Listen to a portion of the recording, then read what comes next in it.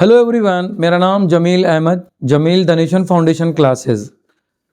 अब आज की इस वीडियो में हम लोग हर चैप्टर से क्या चीज़ इंपॉर्टेंट है आपके बोर्ड एग्जाम के लिए, आइदर वो क्लास 10th हो, क्लास 12th हो, सब्जेक्ट वाइज हो, तो we will pick all those important topics and we will do the video on that particular topic so that you can be aware and you can have the more emphasis on that topic. So आज के topic में हम लोग class 12th की chemistry से D block से, जो D block में जो लैंथेनाइड, एक्टिनाइड, इन चीज़ों पे क्वेश्चन आते हैं, उनमें एक टॉपिक हम उठाएंगे। हर वीडियो में एक टॉपिक, एक क्वेश्चन। तो आज के इस वीडियो में हम लोग बात करेंगे लैंथेनाइड कॉन्ट्रैक्शन की वजह से क्या होता है और exactly what is lanthanide contraction. तो चलिए देखते हैं व्हाट इज लैंथेनाइड कॉन्ट्रैक्शन। जैसा कि आप जानते हैं कि जब हम लोग डी ब्लॉक एलिमेंट पढ़ते हैं तो उसमें 3 सीरीज होती है। पहली सीरीज है 3D सीरीज, फिर है आपका 4D सीरीज और फिर है आपकी 5D सीरीज। एक कॉमन कॉन्सेप्ट है कि पीरियोडिक टेबल में, है ना, पीरियोडिक टेबल में जब भी आप ग्रुप में नीचे जाते हैं तो एटम की रेडियस बढ़ती जाती है, माने साइज उसका बढ़ता जाता है। नीचे जाएंगे तो जो रेडियाई है ना, रेडियाई वो क्या होगी, इंक्रीज करेगी। क्यों इंक्रीज करेगी? क्योंकि नंबर ऑफ इलेक्ट्रॉन्स बढ़ते जा रहे हैं। नंबर ऑफ इलेक्ट्रॉन्स बढ़ेंगे तो शेल भी बढ़ेगी, और जब शेल बढ़ेगी तो साइज क्या होगा, बढ़ता जाएगा। मगर यहाँ पे एक क्वेश्चन है कि जो 3D सीरीज है, 4D सीरीज है, सबसे ऊपर 3D, फिर 4D, फिर 5D, इनकी रेडियाई का अगर हम लोग जो डेटा है वो देखें तो हम देखते हैं कि 3D सीरीज की रेडियस तो कम होती है 4D से, लेकिन 4D की बराबर हो जाती है 5D से। क्वेश्चन है कि जब ग्रुप में नीचे आने पर रेडियाई बढ़ती है तो 4D और 5D की रेडियस क्यों सेम हो गई? कंसेप्ट के हिसाब से बढ़नी चाहिए थी, क्योंकि इसमें हम लोग नीचे जा रहे हैं। तो इसकी वजह है क्या? Lanthanide contraction. कॉन्ट्रैक्शन मतलब किसी चीज का सिकुड़ जाना, किसी चीज का छोटा हो जाना। इसकी वजह क्या है? Let me explain you. जैसे ये देखिए, तो मेनली हमें यहां देखना है कि आखिर ऐसा हुआ क्या है। तो जब हम लोग बात करेंगे 3D और 4D की, तो यहां पे हम लोग देखेंगे कि 4D में यहां पे Y है, जिसको हम लोग एट्रियम कहते हैं, और इसके बाद है मान लीजिए यहाँ पे जर्कोनियम है।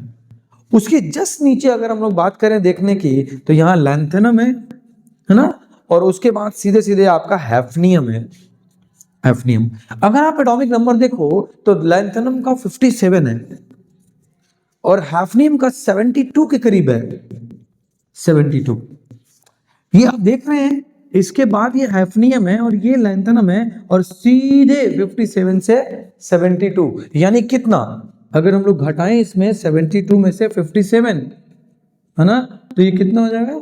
करीब करीब 12 में से 7 जाए 5, और ये एक नियरली 14 एलिमेंट, क्योंकि हमने इसको भी काउंट किया है। तो ये बीच में ना, यहाँ पे बीच में इन दोनों के 14 एलिमेंट आ जाते हैं, 14 एलिमेंट्स।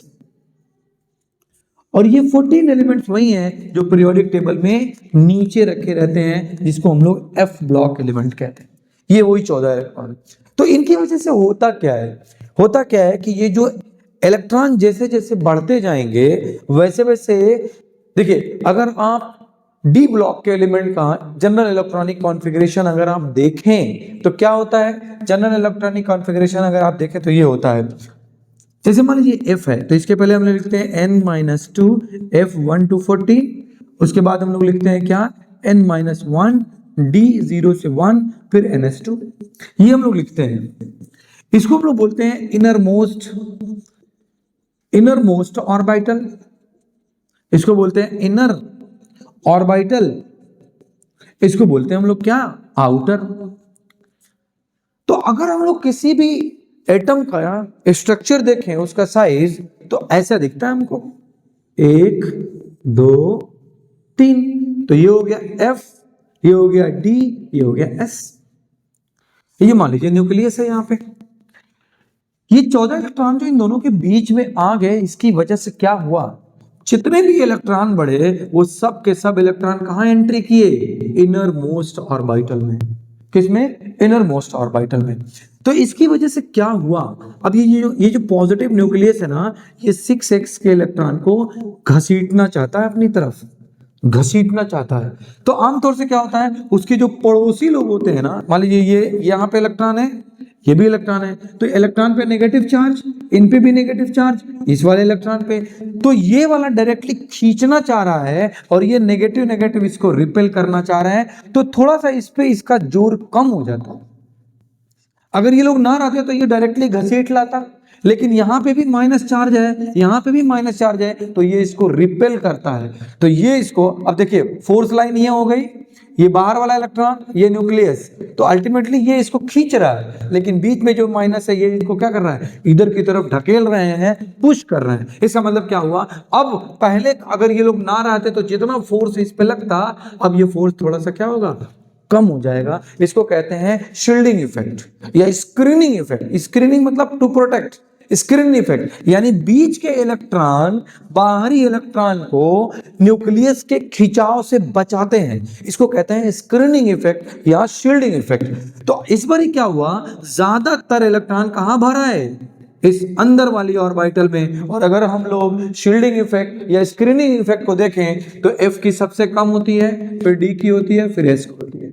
तो ज्यादातर इलेक्ट्रॉन इनर मोस्ट में भरा है और इनर मोस्ट वाले यानी F की शील्डिंग कम होती है, तो अब ये लोग अंदर वाले इलेक्ट्रॉन इसको उतना प्रोटेक्शन नहीं दे पाएंगे। तो जब प्रोटेक्शन नहीं दे पाएंगे ये लोग जो है, ये लोग हेल्पलेस है, ये लोग नहीं प्रोटेक्शन दे पा रहे हैं ये वाले, तो अब ये न्यूक्लियस क्या करेगा, है ना। मैं आपको दूसरी जगह थोड़ा बना दूं, देखिए ये है, ये है, ये है, ये S है, ये D है, ये F है, और यहाँ पे न्यूक्लियस पड़ा है। यहाँ पे जो इलेक्ट्रॉन है वो इसकी हेल्प नहीं कर पा रहे हैं, they are not able to protect this one because they are having a very poor screening effect. तो क्या होगा, ये न्यूक्लियस इसको घसीट लाएगा अपनी तरफ। जब घसीट लाएगा, ये देखिएगा, ये मान लो S था, ये न्यूक्लियस है, इसको घसीट रहा है, तो घसीटने की वजह से ये पास आएगा। किसी चीज को आप खींचेंगे तो वो पास आएगा, तो ये बाहरी वाली जो शेल है ना, ये इसके प्रभाव से, इसके बल की वजह से, इसके फोर्स की वजह से ये खिसक के यहां आ जाती है, और अब साइज क्या हो गया, छोटा हो गया। तो नीचे जाने पर जितनी साइज बढ़नी चाहिए थी वो साइज घट गई, क्योंकि इसने घसीट को इसको पास कर दिया, और ये बराबर हो जाती है किसके, जस्ट अपने ऊपर वाले के, यानी 4D के। यानी 4D की जो आयनिक रेडियाई है वो बराबर हो जाएगी किसके, 5D के, यानी 5D सीरीज के। तो इसी इफेक्ट को हम लोग क्या कहते हैं, लैंथेनाइड कॉन्ट्रैक्शन। मतलब जितने भी एक्स्ट्रा इलेक्ट्रॉन आए थे 14 एलिमेंट के, ये लोग कहां भर गए, F में, और F की स्क्रीनिंग सबसे कम होती है। Now these electrons are not able to help the outermost electron, nucleus के खिंचाव से इसको नहीं बचा पा रहे हैं ये लोग, क्योंकि ये लोग पोरिंग, इनकी शेयरिंग, इनकी शील्डिंग इफेक्ट, इनकी स्क्रीनिंग सबसे पुअर है। तो अब ये इसको बचा नहीं पाए, इसने घसीट लिया, अब ये खिसक के कहां आ गया, यहां। तो अब एटम का साइज ये हो गया, पहले क्या था, ये था, ओके, खिसक के यहां चला आया। तो रेडियस पहले बढ़ना चाहिए थी, उसने खींच के छोटी कर दिया, तो अब 4D के बराबर हो गई। This is called lanthanide contraction, lanthanide. और ये जो 14 इलेक्ट्रॉन है ना, यही कौन से हैं, लैंथेनाइड है। तो इनकी वजह से रेडियस कॉन्ट्रैक्ट कर गई, this is called lanthanide contraction. Hope आपको ये समझ में आया होगा। This is an important topic, exam में आता है, why the radius of 4D and 5D are equal. Answer है lanthanide contraction. Then what is lanthanide contraction, तो लैंथेनाइड कॉन्ट्रैक्शन मैंने आपको बताया। इसमें एक चीज और यूज हुई, शील्डिंग, पुअर शील्डिंग, स्क्रीनिंग। तो एक और ये टॉपिक है, व्हाट इज स्क्रीनिंग इफेक्ट। तो इनर मोस्ट इलेक्ट्रॉन जब बाहरी इलेक्ट्रॉन को न्यूक्लियस के खिंचाव से बचाते हैं, इसको स्क्रीनिंग इफेक्ट कहते हैं। होप आपको ये समझ में आया होगा। Thank you so much. So from today we will be posting you a different topic video. Every time we will select a topic which is very crucial and important for the class 12th board examination. Thank you so much. Share this video in your friends so that they can also come to know that Nation Foundation is doing something different. What actually the necessity of this student for this time. Thank you so much. Thank you.